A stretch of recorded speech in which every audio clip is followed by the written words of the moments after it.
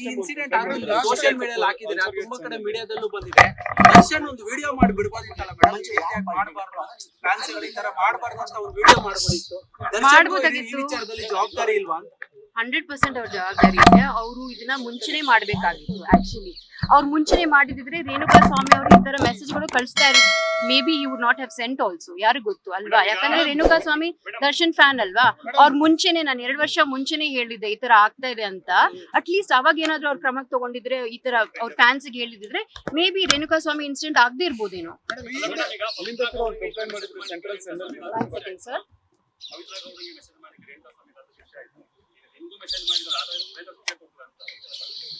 ಯಾವ ತರ ಶಿಕ್ಷೆ? ಇಲ್ಲಪ್ಪ, ನಾವು ಇಲ್ಲ ಅದೇ ಐ ಆಮ್ ಆಸ್ಕಿಂಗ್. ನಾವ್ ಮರ್ಡರ್ ಮಾಡಕ್ಕಾಗತ್ತೆ ಎಲ್ಲರೂ ಅಥವಾ ಅವ್ರು ಮರ್ಡರ್ ಮಾಡಕ್ಕಾಗತ್ತಾ? It's not like that, right? We live in a civilise society. ಒಂದ್ ಲಾ ಅಂತ ಇದೆ, ಒಂದ್ ಪೊಲೀಸ್ ಅಂತ ಇದೆ, ಒಂದ್ ಕಾನ್ಸ್ಟಿಟ್ಯೂಷನ್ ಅಂತ ಇದೆ. We all have to abide by it. ಅಕಸ್ಮಾತ್ ಅದಾಗದೆ ಹೋದ್ರೆ just imagine what will happen to society. It's shocking. Madam, Darshan Renuka Swamy ವಿಚಾರದಲ್ಲೂ ತಪ್ಪು ಮಾಡಿದ್ರು, ಈಗ ನಿಮ್ ವಿಚಾರದಲ್ಲೂ ಏನು ಮಾಡದೆ ತಪ್ಪು ಮಾಡ್ತಾ ಇದ್ದಾರೆ. 100% ಅವ್ರು ಹೇಳ್ಬೇಕಲ್ವಾ ಫ್ಯಾನ್ಸ್ಗೆ? ದಿಸ್ ಇಸ್ ಕ್ರಿಟಿಸೈಸ್ ಮಾಡಿಪಾ, ನೀವೇನಾದ್ರೂ ಹೇಳ್ಕೋಬೇಕಂದ್ರೆ ಹೇಳ್ಕೊಳ್ಳಿ. There is that fan war, ಅದೆಲ್ಲ ನಡೆಯುತ್ತೆ. ಬಟ್ ಈ ಮಟ್ಟಕ್ಕೆ ಈ ತರ I have never experienced and this is horrible. ಈ ತರ ಆಗ್ಲೇಬಾರ್ದು. ಈ ತರ ನೋಡಿದ್ರೆ ನನ್ಗೆ ಅನ್ಸುತ್ತೆ ರಿಫ್ಲೆಕ್ಷನ್ ಆಫ್ ಯೂತ್. ಅವ್ರ ಮೈಂಡ್ ಸೆಟ್ ಏನಿದೆ, ಅವ್ರ ವಾತಾವರಣ ಏನು, ಅವ್ರ ಲೈಫ್ ಏನು, ನಮ್ ಸಮಾಜದಲ್ಲಿ ನಾವ್ ಇರೋದು ಯಾವ ತರ ಸಮಾಜ ಅಂತ ನನಗೆ I am having to think about it.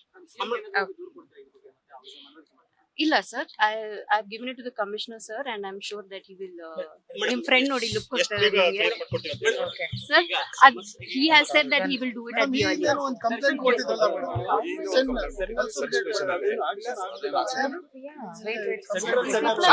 Actually ನಾನು ಹೋಗಿದ್ದೆ. ಒಂದ್ ನಿಮಿಷ, 2 ವರ್ಷ ಹಿಂದೆ ಅನ್ಸುತ್ತೆ, ನಾನು ಒಂದು ಕಂಪ್ಲೇಂಟ್ ಕೊಟ್ಟಿದ್ದೆ ಅಲ್ಲಿ. ಅವ್ರು ಆಮೇಲೆ ನನಗೆ ಫೋನ್ ಮಾಡಿ ಹೇಳಿದ್ರು, ಬೆಲ್ಗಾಮ ಬೀದರ್ ಯಾವ್ದು ಒಂದು ಊರಲ್ಲಿ ಒಂದು ಹುಡುಗ ಹೋಗಿ ಪಬ್ಲಿಕ್ ವೈಫೈ ಯೂಸ್ ಮಾಡ್ಕೊಂಡು ಒಂದ್ ಸೆಂಟರ್ ಅಲ್ಲಿ ಕೂತ್ಕೊಂಡು ಮೆಸೇಜ್ ಮಾಡಿದ ಅಂತ ನನಗೆ. ಆಮೇಲೆ ನನ್ಗೆ ಗೊತ್ತಾಯ್ತು ಅವ್ನಿಗಿನ್ನು ಚಿಕ್ಕ ವಯಸ್ಸು. ನಾನು ಸರಿ ಆಯ್ತು ವಾರ್ನಿಂಗ್ ಕೊಟ್ಬಿಟ್ಟು ಬಿಟ್ಬಿಡಿ ಅಂತ ಹೇಳಿದೆ. ಯಾಕಂದ್ರೆ ಅವ್ರಿಗೆ ಬ್ರೈನ್ ವಾಶ್ ಆಗಿದೆ, ಅವ್ರಿಗೇನು ಗೊತ್ತಿಲ್ಲ. ಇನ್ನು ಅವ್ರ ಜೀವನ ಇನ್ನೂ ಎಷ್ಟು ಇದೆ ಅವ್ರು ಸಾಧಿಸ್ಬೇಕಾಗಿರೋದು. ಸೊ ಚಿಕ್ಕ ಹುಡುಗ ಅಲ್ವಾ, ಬಿಟ್ಬಿಡಿ ಅಂತ ನಾನು ಅಲ್ಲಿಗೆ ನಾನು ಮುಗಿಸ್ಬಿಟ್ಟೆ.